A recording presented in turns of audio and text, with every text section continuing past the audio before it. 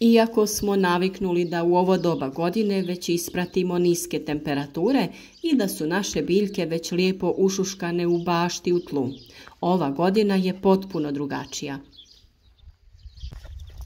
Kao što i nama ovakve promjene u vremenskim prilikama ne odgovaraju i uzrokuju razne zdravstvene probleme, tako je i sa biljkama. Posljednjih skoro 15 dana sunce je bilo naš stalni pratitelj u vrtu i mamilo nas da odradimo sjetvu, pa čak i sadnju određenih biljaka. Zadnjih nekoliko dana su temperature postizale i rekorde za ovo doba godine, što nikako nije bilo dobro i moglo se predvidjeti da će biti problema. Samim tim, kada se bavite uzgojem biljaka, važno je pratiti vremenske prognoze. S obzirom da se dogodio preokret u vremenskim uslovima i da su se temperature naglo spustile, to je za naše biljke bio veliki stres. Danas ćemo zato sa vama podijeliti savjete kako na prirodan način oporaviti biljke sa prirodnim hranjivima i dati im ono što je potrebno da bi se nastavile lijepo razvijati. Oni koji se svaki dan druže sa nama uz novi video savjet znaju da svaki savjet donosimo na vrijeme, pa se nadamo da je tako i ovaj put. Mi smo već iznijeli svoje cvijeće na balkone, citruse poput limuna, mandarine, naranče, iznijeli smo u voćnjak iz zaštićenog prostora, a trenutni uslovi su za te biljke veliki stres. Rana sorta krompira je već niknula, a mi smo kod svog već odradili i zagrtanje, dok smo kod kasnog krompira obavili okopavanje kako bi spriječili rast korova. Voće je cvjetalo i već su se formirali plodovi, pa ni njima ove promjene ne odgovaraju. Malina je uranila i cvjeta mnogo prije nego što je to uobičajeno za naše područje. Temperatura kod nas nije išla ispod 2 stepena Celzijusa, mada se stvorio i tanki snježni pokrivač, a u mnogim dijelovima je bilo i mraza i temperatura u minusima. Kada čujemo sve ovo, znamo da smo mi na redu da biljke oporavimo i spasimo što se može, a može se i mora, kako bi sačuvali naše biljke i pomogli im u oporavku. Mlado korijenje biljaka je osjetljivo i treba ga ojačati, kao i dati poticaj ostatku biljke da napreduje, a korijen je naravno glavni za usvajanje hranjiva iz tla, pa mora biti jak. Drugi način jačanja biljaka je svakako prskanje preko lista, jer tako hranjiva brže dospijevaju u cijelu biljku i ravnomjerno se raspoređuju. Prirodni preparati su uvijek najbolja opcija i trenutno ih u prirodi ima u izobilju. Neizostavni saveznik u vrtu inače, a posebno u ovakvim situacijama, naravno je kopriva.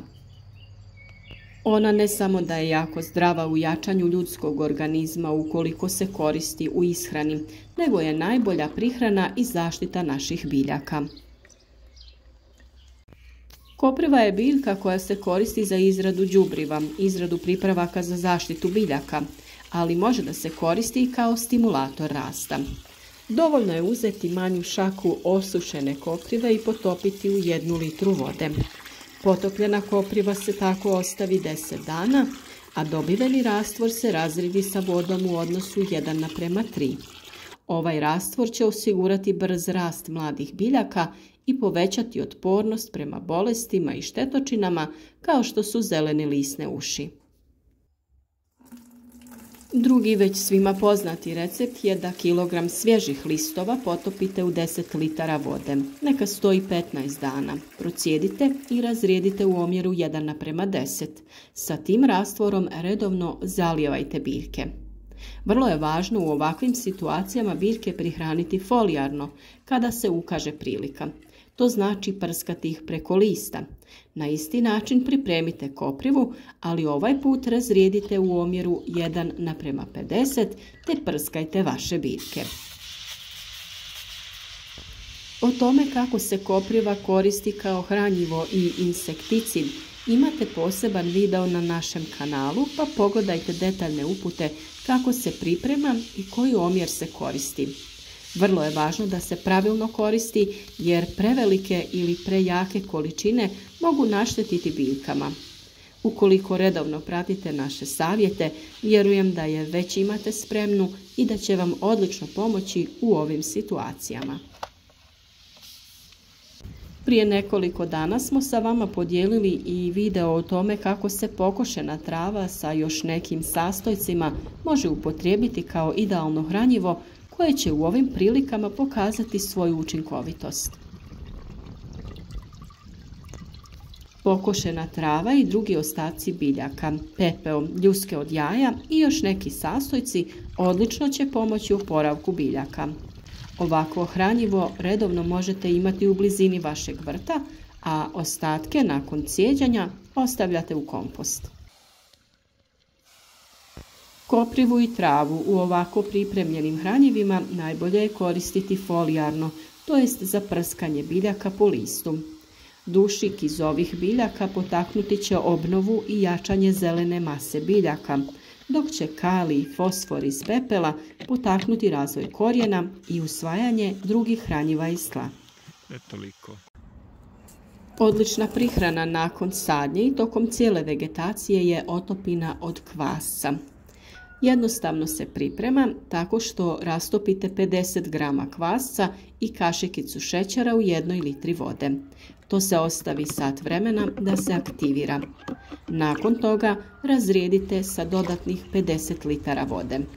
Tom otopinom zalijevajte biljke barem jednom sedmično. O tome također imate poseban video savjet u kojem je objašnjeno koje su to sve prednosti korištenja ovakvog hranjiva. A tu je i glistinac koji je najkvalitetnije hranjivo koje možete koristiti u vrtu, a od njega možete pripremiti i rastvor u vodi. Određenu količinu glistinca koju želite i koju imate dostupnu potopite u vodi u omjeru 1:2, glistinac naprema voda. Ostavite da stoji 24 sata te procijedite. Tekućinu tada razrijedite 1:10 sa vodom i sa tim zalijevajte vaše biljke, a možete također da ih folijarno prihranjujete. S obzirom da su voćke već listale, sva ova hranjiva možete koristiti kako bi i njima osigurali potrebne nutrijente da se oporave i nastave sa razvojem. Također, sva ova hranjiva možete da koristite i da prihranite presadnice povrća. Mladim presadnicama ovo je također stres jer još uvijek nisu presađene na otvoreno ili u plastenike, te ove niske temperature njihovom razvoju nimalo ne pogoduju. Naravno da sa ovim biostimulatorima možete da prskate sve biljke koje već imate i koje lijepo napreduju u vašem vrtu, poput graška, crvenog i bijelog luka, krompira i sličnih. Postoje i razna hranjiva koja možete kupiti, a koja su napravljena sa prirodnim sastojcima i pogodna su u ekološkoj proizvodnji. Hranjiva koja se koriste za ovu namjenu sadrže u sebi aminokiseline, ali i određenu koncentraciju NPK minerala koji su bitni za biljku. Ove tretmane najbolje je napraviti folijarnom prihranom preko lista, a za to najčešće koristimo Sinergon, Zoberaminol, Black Up ili neko drugo tekuće hranjivo, odnosno biostimulator koji možete potražiti u svim vrtnim centrima ili poljoprivrednim apotekama. U svakom slučaju, bilo koje hranjivo da vam je dostupno, oštećene biljke trebamo prihraniti da bi se lakše i brže oporavile. Najbolje bi bilo da se ovakvi biostimulatori koriste čak nekoliko dana prije hladnog perioda, pa vjerujem da su svi koji prate naše savjete redovno biljkama već dali sve što im je potrebno da izdrže ovaj period niskih temperatura. Black Up je organski proizvod namijenjen poboljšanju rasta i ishrane biljaka, sadrži visoko učinkovite i asimilirajuće huminske tvari. On poboljšava strukturu tla, pogoduje apsorpciji hranjivih tvari, povećava sposobnost zadržavanja vode, prozračnost tla, omogućuje ispiranje soli i nudi nenadmašne uslove za uzgoj. Sadrži kalij koji je neophodan za prijenos šećera i stvaranje škroba i dopušteno je korištenje u ekološkoj poljoprivredi. Sinergon je također organsko tekuće gnojivo namijenjeno folijarnoj prihrani kod biljaka koje su podložne fiziološkom i ambijentalnom stresu. Organska komponenta unosi dušiku u visoko primjenjivom obliku koji omogućava poboljšavanje fizioloških i proizvodnih mehanizama uzgajane biljke. Na ovaj način biljke gnojene sinergonom su otpornije, aktivnije, vitalnije i produktivnije. Azoberaminol je formulacija visoke koncentracije za primjenu putem korijena i lista. Sadrži visoku koncentraciju slobodnih L-aminokiselina koje djeluju stimulirajuće na razvoj biljaka. Pruža makronutrijente koji osiguravaju pravilnu prehranu i biostimulaciju biljaka. U ovakvim situacijama i ovakvim uslovima sve što je potrebno vašim biljkama jeste hranjivo i stabilizacija temperature. Važno je da nisu prevelike razlike između dnevne i noćne temperature, a ove niže vrijednosti dnevnih temperatura između 15 i 20 stepeni su i onako odgovarajuće za ovo doba godine, pa to nije nešto previše strašno. Za biljke su također bile štetne one previsoke temperature oko 30 stepeni.